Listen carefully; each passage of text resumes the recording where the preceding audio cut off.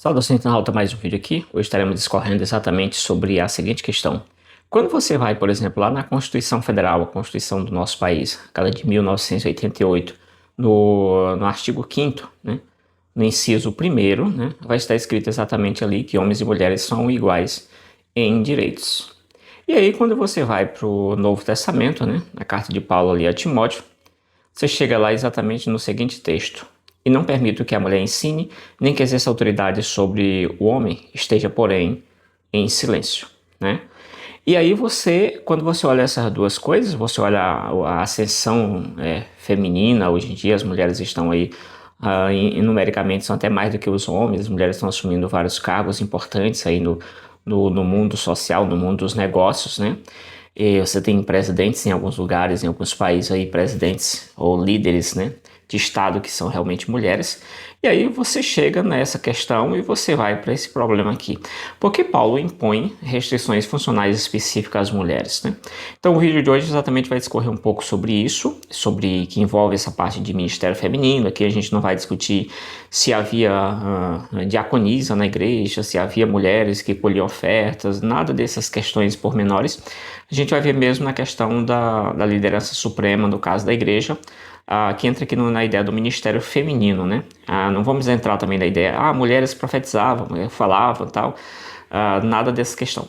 Aqui no canal também já gravei alguns vídeos sobre essa temática, na verdade alguns vídeos realmente sobre essa temática de ministério feminino, e o vídeo de hoje não vai ter ideia de grego, a gente não vai discorrer sobre grego, a gente não vai discorrer sobre hebraico, a gente vai tentar exatamente entender um pouquinho por que Paulo ele tem essa restrições funcionais às mulheres, né?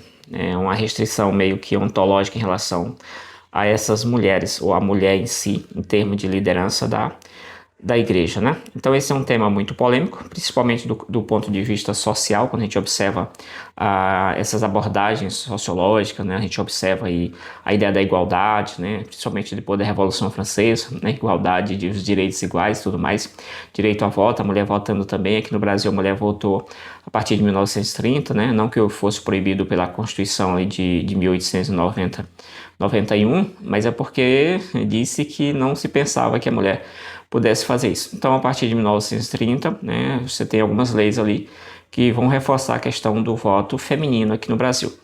Bom, então nós temos, como eu disse, esse vídeo não vai passar por grego, por hebraico, a gente não vai entrar em regras gramaticais, exegese, não sei o que e tal, nada disso. A gente vai apenas olhar textos e buscar entender por que Paulo faz essa restrição. Paulo está tirando da cabeça dele? Paulo está exatamente falando de alguma questão cultural ali, de alguma cidade X ou Y? Ou é uma questão um pouco maior? Então, se você se interessa por essa questão, você pode exatamente estar nos acompanhando aqui, que a gente vai discorrer um pouquinho aí sobre vários textos, aí, lá de Gênesis até chegar aqui nos textos finais que a gente apresentou aqui no início, no caso de Timóteo, tá? Se é do seu interesse, beleza. Se não, daqui mesmo você já pode abandonar o vídeo aí, mas se caso quiser, vamos lá então. Então, por que Paulo faz essas restrições funcionais, em termos de funções? E aí, ainda tem mais aquele texto, né? Chega em Gálatas, diz que não há homem nem mulher. Em Cristo não há mais. Então, por que ele faz essa restrição? Ele está louco? Está tirando da cabeça dele? O que é? Vamos lá tentar entender um pouquinho. Então, quando você chega aqui, por exemplo, em Gênesis capítulo 1, versículo 28, Deus disse, façamos o homem, a nossa imagem, conforme a nossa semelhança. Tem ele domínio sobre os peixes do mar, sobre as aves do céu, enfim, né, todo esse texto que vocês já sabem. Então você tem a ideia de fazer o homem, né? Aqui o homem no sentido de humanidade, né, no sentido de, não aqui necessariamente de homem, de mulher, de gênero, essa questão, mas de humanidade, né? Então Deus estabeleceu aqui o momento, disse, façamos o homem, pronto. Então a ordem de feitura do homem, ela apareceu aqui e também foi colocado que ele tivesse domínio, né, sobre tudo em geral. O que não fosse ele ou tivesse acima de Deus, né? Quando você vai para o capítulo 1 e o 27, né, o 27 e 28 que vai estar aparecendo aqui, a gente tem a seguinte informação. Assim Deus criou o ser humano, a imagem de Deus o criou, homem e mulher os criou, né? Quando você observa o versículo 27, se nós tivéssemos somente essa narrativa aqui, não haveria nenhuma razão pela qual pudesse dizer que a mulher não poderia assumir, por exemplo, liderança em relação ao homem, né? Esse versículo aqui já mata a charada, diz que Tá tudo ok, né? Mas a gente tem mais coisas aqui. Quando a gente vai para o 28, né? Deus os abençoou e disse: sejam fecundos, multipliquem-se, encham a terra e sujeitem-a, né? Tenham domínio. Então foi toda a parte do domínio, Deus criando homens e mulheres e tudo mais, né? A ideia do domínio continua. E aqui nós temos a criação, lá no versículo 26, o comando para ser feito o homem, né? A humanidade em si, né? O homem em si, no sentido mais genérico da coisa, né? Sem mencionar gênero, se é o masculino ou feminino, essas coisas, né? E aqui nós temos o Deus criando o homem à sua imagem, e esse homem que Deus cria à sua imagem, ele é macho e fêmea, é homem e mulher, beleza? Tudo bem, então só com esses versículos aqui a gente já poderia concluir tranquilamente que não há razão nenhuma para Paulo dizer aquilo que ele está tirando da própria cabeça, beleza? Quando você vai para 2 e 8, e o Senhor Deus plantou no jardim, um jardim no Éden, na direção do Oriente, e pôs nele o homem que havia formado. Ok? Então, o homem foi feito em um determinado lugar e colocado no jardim, segundo essa narrativa aqui. No 2 e 15, o Senhor tomou o homem e o colocou no jardim do Éden para cultivar e para o guardar. Então, nós temos aqui as funções estabelecidas. O versículo anterior mostra Deus colocando o homem no jardim. E no versículo anterior temos isso aí. No versículo 15 aqui, nós temos exatamente a função, né? o trabalho ali do homem, cultivar e guardar, né? Beleza, então até aqui tudo ok, com aquelas narrativas ali tá tudo ok, não tem nenhum problema. E aí o Senhor Deus ordenou ao homem: de toda a árvore do jardim você pode comer livremente, mas da árvore do conhecimento do bem e do mal, né, você não deve comer, porque no dia em que comer, certamente morrerá, né? Aquela ideia dos gramáticos aí, dos hebraístas, né? Morrendo, morrerá, né? Mas aqui não vai entrar em nada dessa questão, nem de grego nem hebraico, só textos. Agora aqui é só texto mesmo. Então, o que nós temos aqui? Deus criando o jardim anteriormente, criando o homem, colocando o homem no jardim, dando-lhe as funções, cultivar e guardar. E aqui dando uma única proibição. Você pode comer de tudo, mas aquela ali você não toca. Beleza, tá tudo ok, né? Árvore do conhecimento do bem e do mal, até aqui tudo bem. Homens e mulheres estão em igualdade, sem nenhum problema. Quando você vai para o versículo 28, 18, o Senhor disse ainda, né? Não é bom que o homem esteja só. Então, aqui no capítulo 2, o homem que já está pronto no capítulo 1, ele passa a ser recontado essa história em detalhes. E aqui Deus disse que não era bom que o homem estivesse só, né? Falei uma auxiliadora que ele seja semelhante a ele. Beleza, né? Alguns dizem que ele seja idônea, enfim. Tranquilo até aqui. Então, o versículo 21 diz que: então o Senhor fez cair um pesado sono sobre o homem. O homem já estava pronto já há um bom tempo, né? Pelo menos de alguns minutos, horas, ou dias, ou semanas, ou meses, o homem já estava ali já, né? Porque há esse período para que se veja que não é bom que o homem esteja só, e o homem está a trabalhar, beleza. E este adormeceu, e tirou-lhe uma das costelas, e fechou a carne em seu lugar, né? Ou fechou o lugar com a carne. E da costela que havia tirado do homem, o Senhor formou uma mulher e a levou até ele. Então, por a narrativa anterior, nós observamos que Deus criou homens e mulheres no mesmo momento ali, né? Assim, porque é dito só o resumo, criou homens e mulheres. Quando você chega nessa parte aqui, você já começa a ver uma certa proeminência do homem em relação à mulher. O homem é feito diretamente ali e é feito primeiro. Em segundo lugar, nós temos a criação, o desenvolvimento da mulher já tirado de uma parte do homem. Então aqui já começa, o BO já começa exatamente aqui, tá? Então é aqui que o exegeta, é aqui que a pessoa que vai defender aí que a mulher ela está em pé de igualdade com o homem, que Paulo está louco, né? Está tirando da sua própria cabeça essas ideias, que exatamente é aqui que ele tem que trabalhar e entender essa questão. Isso aqui tá bem claro que o homem e a mulher não foi criado exatamente no mesmo momento, no mesmo instante. Isso aqui já mostra, poderá estar apontando aí algumas razões pelas quais Paulo crava ali aquele ensinamento, né? Não, mas é porque Paulo era não sei aonde, ele era fariseu, ele era qualquer coisa. Não, porque ele estudou com fulano, fulano tinha uma visão mais assim, machista e tal, qualquer coisa. Então, isso é cultural da época e resolve. Então, é isso aí. Aí quando você chega nesse versículo aqui, você já vê claramente que é tirado da costela de Adão. Aí tem uns hebraístas, né? Esse aqui não tem a palavra costela, mas foi tirado do lado. Enfim, não importa para essa análise aqui. O importante é que a mulher foi tirada do homem, né? E já veio em segundo lugar, né? Surgiu depois do homem. Tranquilo. Então nós temos aqui o versículo 6 do capítulo 3. E vendo a mulher que a árvore é boa para se comer, agradável aos olhos, desejável, e o que ela fez? Ela tomou, comeu e também deu ao marido, né? E ele comeu. Então veja que aquela árvore que Deus proibiu que não poderia comer dela, a mulher aparece aqui comendo dessa árvore. Então você já vê exatamente esses detalhes. A mulher vindo depois do homem, a mulher se envolvendo nessa questão daquilo que Deus realmente tinha dito para que ela não comesse. Aqui os defensores dessa ideia, não, mas aqui Deus fez tal coisa. A narrativa está muito clara concernente isso aqui, né? Até agora pelo menos. E aí o versículo 9 do 3, e o Senhor chamou o homem e perguntou-lhe, onde você está? Onde estás? Ele chamou o homem ali, depois o homem se escondeu, ficou com medo e tal e tal. E ele respondeu, ouvi a tua voz no jardim. Depois de toda a conversa, né, tem esse versículo, né, não é o versículo seguinte, mas fui pegando alguns textos aqui. E ouvi a tua voz no jardim, e porque estava nu, tive medo e me escondi. Né? Então Deus vai perguntar, mas quem foi que te mostrou, né, que estava nu, como é que é aqui? Então ele vai responder, a mulher que tu me destes para estar comigo, ela me deu da árvore e eu comi. Então nós temos aqui exatamente a mulher vindo depois do homem, a mulher se envolvendo com a árvore que Deus disse para não se envolver, e aqui Adão colocando exatamente a culpa sobre a mulher. Tá? Então nós temos essa questão aqui. E aí você pode pensar logo de início e dizer, mas aqui você está numa sociedade patriarcal, realmente o Antigo Testamento está dentro de uma sociedade patriarcal? Negativo, né? Na verdade, você tem realmente no Antigo Testamento uma sociedade patriarcal, mas aqui você está narrando o começo do mundo. Isso poderia muito bem ser diferente. Deus cria homem e mulher no mesmo instante de uma matéria, como se fosse no Novo Testamento, né? Nos escritos do Evangelho, uma fonte pequena, de uma mesma fonte ali, saiu homem e mulher. Beleza, mas não é isso que você tem lá no começo da criação. E aí você tem toda essa parte aqui. E a mulher lhe disse, aumentarei em muito os seus sofrimentos, na gravidez com dores você dará à luz filhos, o seu desejo será para com seu marido, e ele a governará. Então você já tem uma questão, a mulher surge em segundo lugar, né?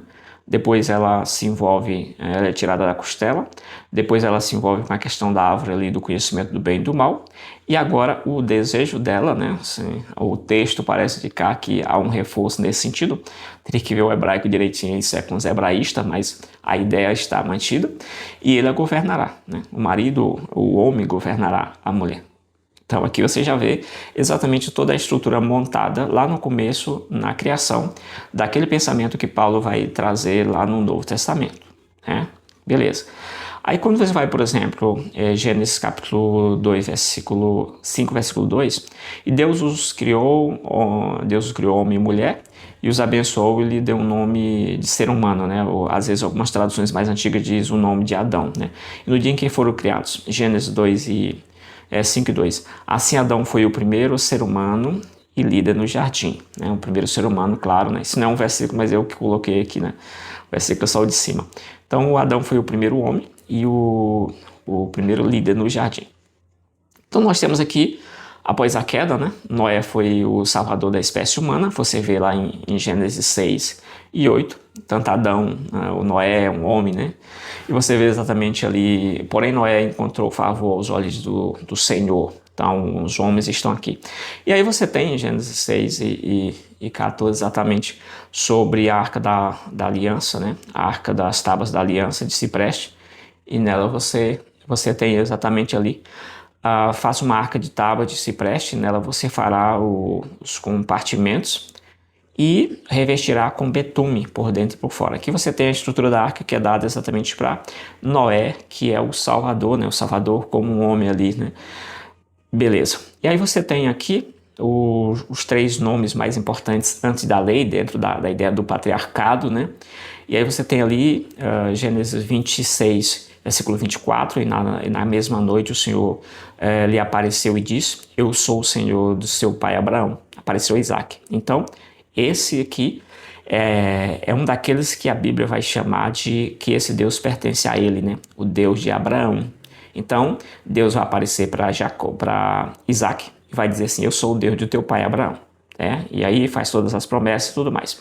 Quando você chega em 28:13, né? E eis que o Senhor estava perto dele e lhe disse: Eu sou o Senhor, o Deus de Abraão, seu pai, e o Deus de Isaac. Né? Então você vê aqui Deus aparecendo a Jacó e vai dizer que eu sou o Deus de Abraão e de Isaac. Né? E aí tem toda a parte aí das promessas, do diálogo. Quando você chega em Êxodo 3:15, você tem os três nomes aqui. Você tem: E Deus disse ainda mais a Moisés: Assim você dirá aos filhos de Israel, o Senhor, o Deus dos seus pais, o Deus de Abraão, o Deus de Isaac e o Deus de Jacó. Então você já tem aqui a formação, né? Os versículos vêm formando aquela frase que você vai ouvir: o Deus de Abraão, Isaac e Jacó. Ele me enviou vocês e este é o seu nome eternamente. Né? Não o nome que as testemunhas de Jeová colocam, mas o nome aqui, o Deus de Abraão, Isaac e Jacó. E aí, ou o Senhor, o Deus de seus pais. E aqui você tem exatamente, e esse é o nome que o meu nome eternamente, e assim sereis lembrados de geração em geração. Mas quem está falando aqui? Moisés. Então, depois, antes da lei, você tem esses três nomes importantes. O Abraão, o Isaac e o Jacó, que exatamente o Deus é chamado pelo nome desses três patriarcas. E aqui você tem Moisés aparecendo, né? Todos esses patriarcas, claro, no patriarcado não poderia ser mulher, mas são homens, isso demonstra claramente toda essa estrutura que já vem lá do começo do mundo, lá mesmo do jardim, da ideia da formação do homem, da origem do homem. E aí você tem aqui exatamente Moisés aparecendo. Quando você chega, e Moisés se torna o grande libertador, quando você chega em Juízes, você chega lá em Juízes 4:4, você encontra uma mulher que aparece aqui em destaque, que é exatamente Débora. Essa mulher, ela julga Israel, ela é profetisa, esposa de Lapidote, e ela julgava Israel naquele tempo. Então essa mulher, ela vai entrar na lista dos juízes de Israel. Essa mulher, a única mulher que eu lembro aqui agora, faz parte daquela lista de 14 juízes que você tem ali, né? Um pouco mais, um pouco menos. E a única mulher que vai entrar na lista desses juízes é exatamente Débora, que ela vai se envolver naquela questão lá houve uma guerra ali, ela tentou fazer com que o homem, né, que estava ali, que era o rei, né, o principal ali, que ele fosse à guerra, que ele tomasse a honra e tal, mas ele terminou aqui se acovardando e ela participou ali na questão da guerra, ali, né, da vitória em si. Mas ela era realmente uma profetisa e ela também entra nessa lista de juízas, os juízes de Israel, né? Era uma juíza, né? Essa é a única mulher ali na lista dos juízes que eu lembro que possa existir. Tá? Você tem aqui uma mulher num cargo importante, né? Mas uma mulher, uma contra 14, contra 13, enfim, homens, né? Tá, então quando você chega no reino de Israel, né, os principais governos, os principais reis de Israel são exatamente o Saul, né? Você tem ali o Davi e o Salomão, quando o reino ainda estava unido, né? Você não tinha a divisão do reino, e esses três são claramente homens, né? Você não tem mulheres ali na liderança. Quando você vai para o reino dividido, você chega no reino de Judá, né? Você encontra uma única mulher que assume o reino ali por um período, né? Por alguns poucos anos, 6, 7 anos, que é exatamente a Thalia. Então ela, quando acontece um problema ali com o rei, né? Ela termina aqui usurpando o trono, né? Matando ali todos os descendentes que poderiam assumir o trono. E ela fica por ali, né? E alguém salva lá o Joás, né? Ele fica escondido ali durante 6 anos e depois ele reaparece. Então você tem a única mulher governando em Israel, ali em Israel no sentido do rei, Israel dividido, né? O reino de Judá. Você tem a Thalia, a única mulher que aparece também, que eu lembre, que eu recorde. O único rei, a única rainha que aparece no governo geral de Israel, exatamente a Thalia, que tomou o trono ali nesse sentido, né? Então isso já é uma grande observação, né? Algo que a gente não deve descartar, todo esse pensamento que vem lá do Éden até agora. E aí nós temos exatamente que quando você vai para a escolha de Jesus, dos 12, né? Jesus escolhe 12. Esses 12, né? E aqui estão exatamente os nomes de cada um deles: o Simão, né? O André, o Tiago, o João, o Felipe, o Bartolomeu, o Tomé, o Mateus, o Tiago, o Tadeu, o Simão, né? O Judas Iscariote, né? E por aí vai. Judas Iscariotes. E você não tem o nome de nenhuma mulher aqui. Então, mesmo que você argumente, está no Novo Testamento, Jesus é aquele que realmente é o revolucionador, né, que é o revolucionário e tal. Ele trouxe uma mensagem diferente, mas é que ele poderia muito bem ter colocado uma mulher, pelo menos uma, né?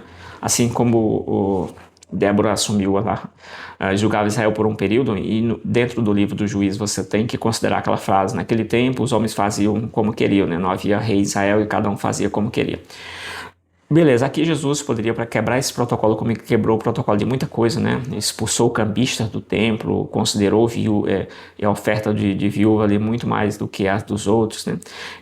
Falou com mulher samaritana, né? Falou com alguém de Samaria, quebrou todo o protocolo possível, curou gente no sábado, foi morto exatamente alguém dizendo que ele se fazia Deus e tal.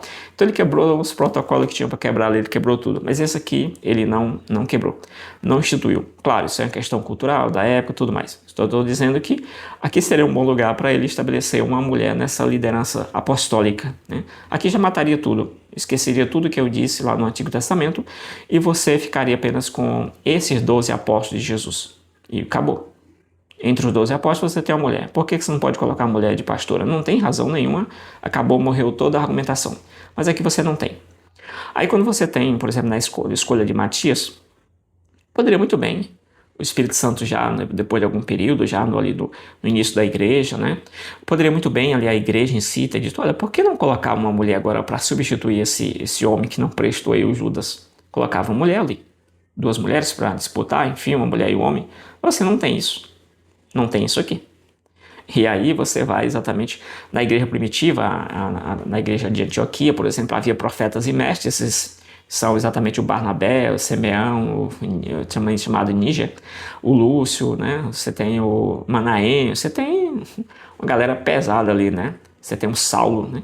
E você não tem essas mulheres aqui aparecendo nesses destaques que os escritores bíblicos eles fazem, né? Então você não vê muito essa questão. Quando você entra na questão da igualdade ontológica em Paulo, né, você vai ali para Gálatas capítulo 3, versículo 28, e assim sendo, não pode haver judeu, nem grego, nem escravo, nem liberto, nem homem, nem mulher, porque todos vocês são em Cristo. Alguns pegam exatamente esse texto, exatamente para dizer que você não pode fazer essa distinção porque em Cristo não tem homem e mulher. Como é que não tem? Se você não pode colocar a mulher como apóstolo?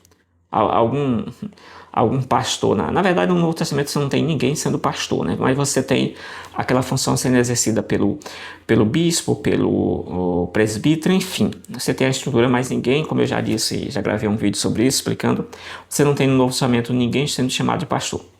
E você não tem nenhuma mulher como um bispo ali fazendo parte, né? A episcopisa, né? Acho que é isso que alguns chamam de bispo aqui no Brasil, né? O feminino esquisito. E aí você tem nenhum apóstolo, né? Nada disso, você não tem nada, né? E quando você aparece ali, presbítero, né? Uma mulher, ali geralmente uma senhora, né? Pode ser traduzido como senhora, alguém mais de idade, alguém mais respeitado nesse sentido, e não necessariamente como alguém de liderança.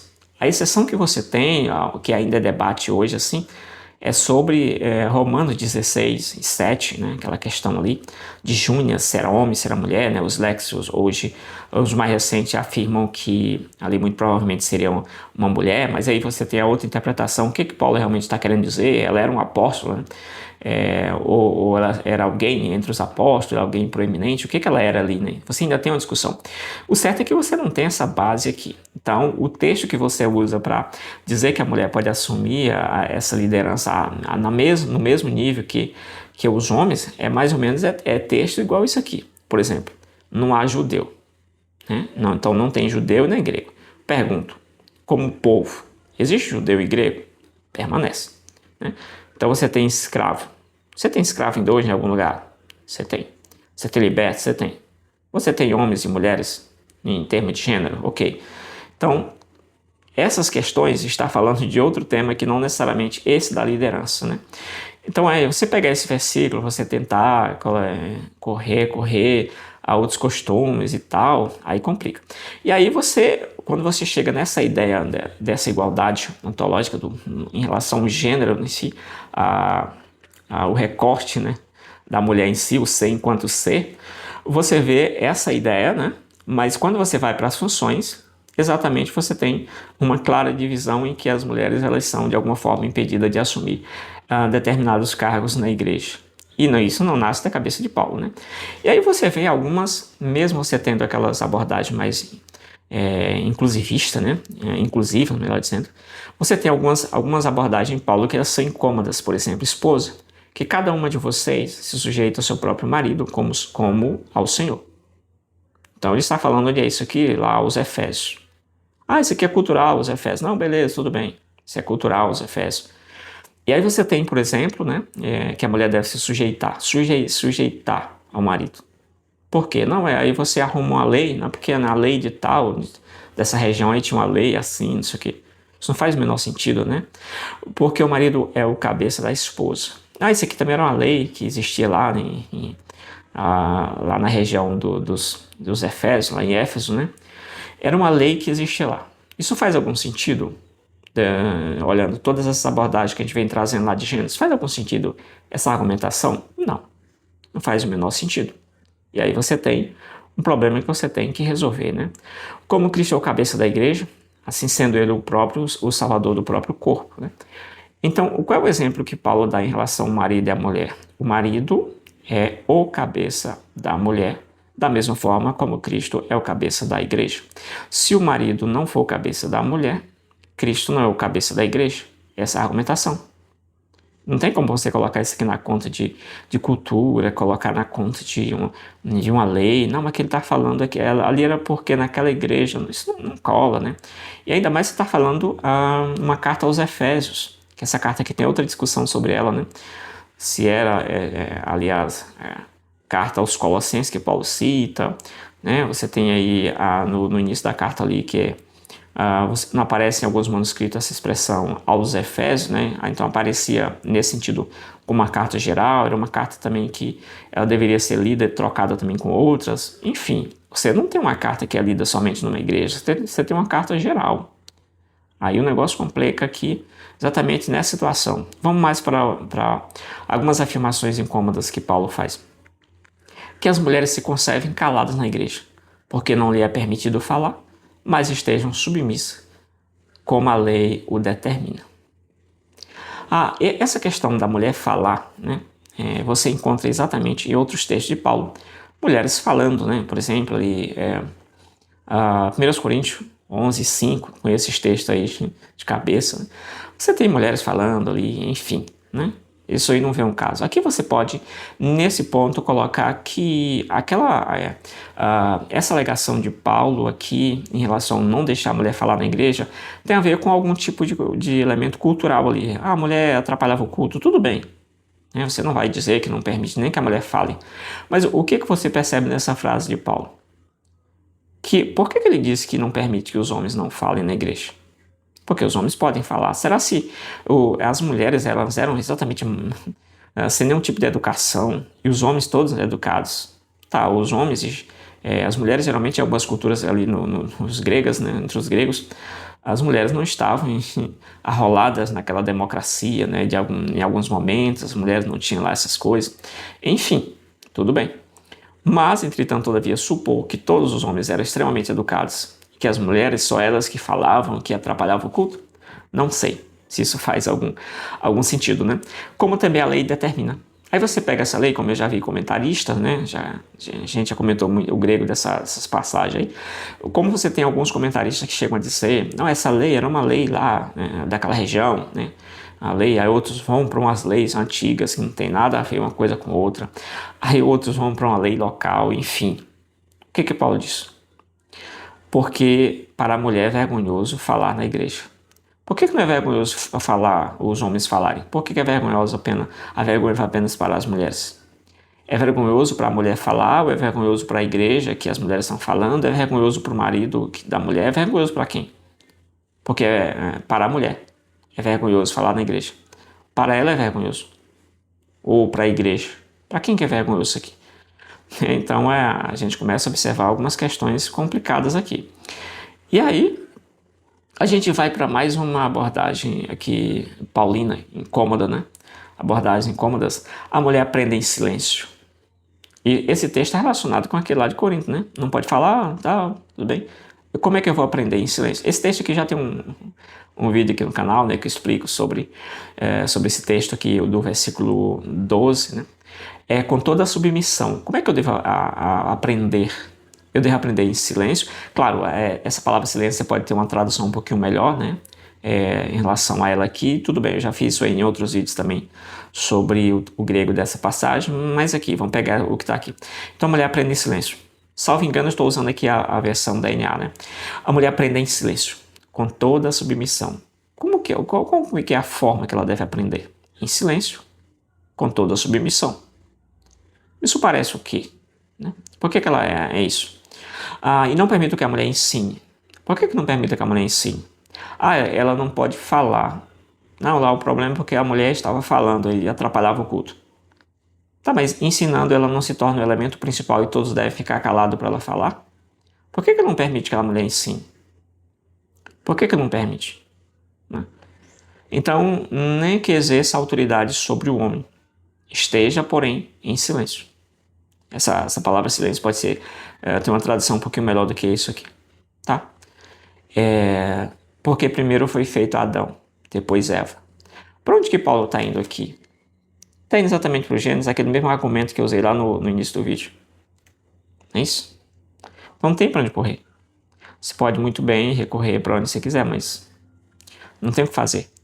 Reconheço piamente que você tem eruditos, tanto em grego quanto no estudo geral do Novo Testamento, que defende o ministério feminino, né?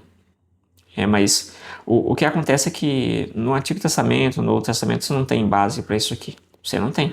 Você pode consagrar uma mulher para o ministério feminino baseado na história da igreja. Você pode consagrar uma mulher baseado na evolução, a ascensão social da mulher hoje, no mercado de trabalho, no mundo social, tudo. Você pode fazer como você quiser. Você pode você pode exatamente colocar a mulher num ministério nesse sentido master, baseado em qualquer coisa, menos em um versículo do Novo Testamento, menos na teologia, menos na teologia do Antigo e do Novo Testamento. Isso não dá para fazer. Você pode fazer baseado exatamente nessa ascensão que nós estamos vivendo. E acredito que daqui a uns dias a maioria das igrejas, muitas igrejas já estão consagrando mulheres para esse cargo master de pastor, por exemplo, as pastoras. Mesmo sem ter nenhum tipo de pastor, ainda que uma mulher possa ser pastora nesse sentido, mas ela, por essa narrativa, pelo meu entendimento do texto, ela deve ter um suporte, né, sobre a sua cabeça, um pastor presente, alguém, tudo bem. Né? Então você tem isso. Você pode consagrar. Eu não tenho nada contra alguém que, na verdade, ser consagrado a uma mulher. Eu só digo que quando você faz isso, você pega o Antigo Testamento, pega o Novo Testamento, você rasga e joga na lata do lixo. Daqui a pouco você não tem nenhum tipo mais de verdade absoluta para você se agarrar. Nada. Então, alguém que tem alguma prática que você bate muito, que é condenável pelo texto bíblico, pode muito bem vir ao texto bíblico e dizer: isso aqui que você está alegando que é pecado, isso era uma concepção da época lá, isso aqui já passou. Eu posso agora continuar tranquilamente aqui. E você não vai poder dizer nada. Se você for coerente, você não vai poder falar nada. Ficar caladinho, um bico fechado, porque você terminou de derrubar aqui um ensinamento paulino, um ensinamento do Antigo e do Novo Testamento. Tá? Você pode argumentar isso aqui era numa cultura patriarcal, beleza. Então consagra baseado na história da igreja, em qualquer coisa. Na reforma, você arruma alguma coisa aí, você faz a consagração e está de boa, está resolvido. Acho que você deve ser responsável o suficiente para fazer essa consagração e não citar nenhum versículo. Não dizer, eu estou fazendo isso aqui baseado no Novo Testamento, porque tinha não sei quem, tinha. E aí você encontra no Antigo Testamento pelo menos 4 mulheres, ou 4 a 5 mulheres que eram profetisas, né? Mas rainhas você não encontra. Apenas a Thalia, que usurpou o trono, né? Então matou todos os herdeiros ali, assumiu em pouco tempo. E aí você tem exatamente Débora como juiz, os demais você não tem. Mulheres fazem serviços excepcionais no Antigo Testamento, no Novo Testamento também fazem, sustentam ministérios ali, o ministério de Jesus, e ajuda Paulo, ajuda muita gente. Porém, essas mulheres, elas não são colocadas em cargos master, né? Apóstolos e também pastores. Você não tem isso aqui. Você não tem um bispo, né? Você não tem uma bispa, episcopisa, né? Acho que é isso, episcopisa, uma coisa assim. Você não tem no Novo Testamento. Então fica difícil, né? Fica difícil. Então, acredito que o que faz com que muitos defendam essa tese e que a igreja em geral ela vai defender mais e mais a cada dia essa tese é basicamente porque ela é ridícula socialmente. Como eu iniciei o vídeo, na Constituição Federal diz que todos, homens e mulheres, são iguais perante a lei em direitos. Então isso é ridículo, né? Isso é feio socialmente. Você vai para uma sociedade que trabalha a igualdade e aí você chega com uma ideia dessa, né? Então isso é ridículo para você. Então por isso que a galera quer abrir as portas desse tema aí, né? Liberar geral, porque exatamente a igreja fica meio que numa situação, numa sinuca de bico. Mas é isso, é o preço que se paga. Abrir-se essas portas, você pode abrir as demais portas e não vai ficar nenhuma porta mais para proteger nada, né? Um muro pode derrubar o restante. Então essa é a minha percepção sobre isso, espero que você tenha entendido.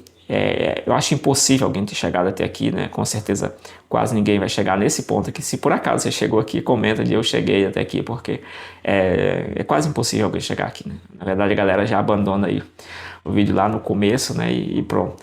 E é isso, até o próximo vídeo. Quiser que eu comente alguma coisa específica aí, eu quero saber aqui nos comentários, se você chegou aqui, que eu duvido muito, qual que é a sua ideia sobre toda essa parte, né? O que você defende? Então aqui eu já deixei o meu posicionamento, o que eu defendo, que não por maldade, não porque eu seja contra as mulheres, mas como eu enxergo toda a narrativa bíblica, né? E que nem Jesus mudou isso, e também não Paulo. Claro que o cristianismo, vale fazer essa ressalva aqui, se destaque, o cristianismo ele vai colocar a mulher num papel de destaque extremamente.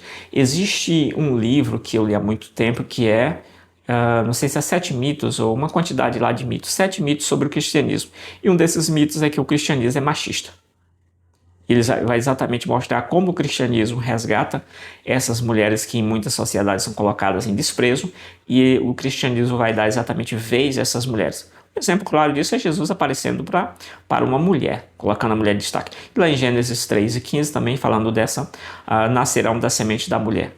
Então você tem esse destaque aqui que eu não poderia deixar de citar, porque com certeza alguém comenta deixa nos comentários, mas tem isso aqui, Jesus fez isso, a mulher, isso aí a gente já sabe, né?